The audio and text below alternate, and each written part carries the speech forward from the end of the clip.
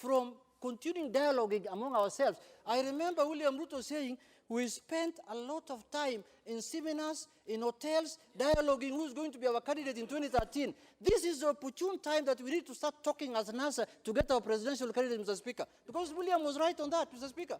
I was in part of those seminars. We sat at Olesereni, then we went to Stoniati, then we went to Naivasha, then we went to Vipingo, Mr. Speaker, looking for a presidential candidate. By the time we are agreeing on one, the election is 3 months to go, Mr. Speaker.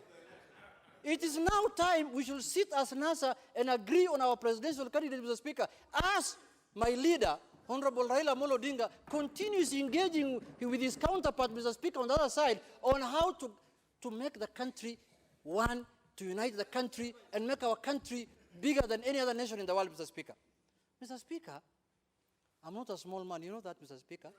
Because of all these people who are seated here, I'm the only one who's at the steps of that Harambee House.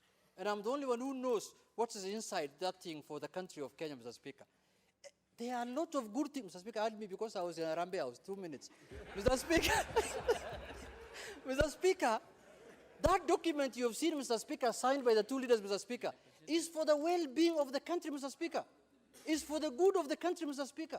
Mr. Speaker, in spite of my leader meeting the president, does not mean we have lost our obligation as ODM to be the opposition leaders of this country, Mr. Speaker. We will hold the government accountable here in Parliament, Mr. Speaker, by virtue of where I'm seated, Mr. Speaker.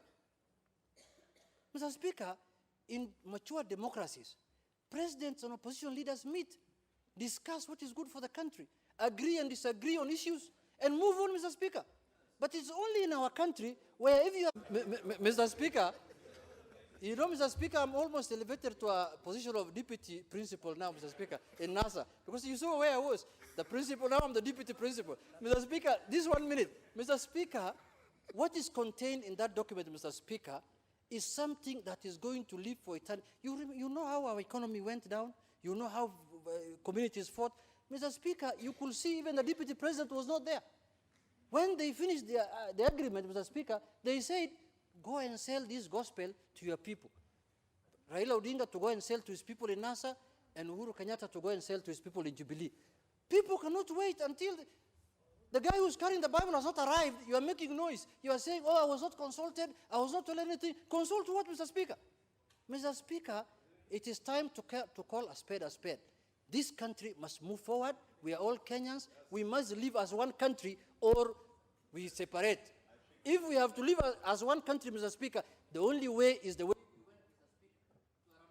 Member for Kikuyu.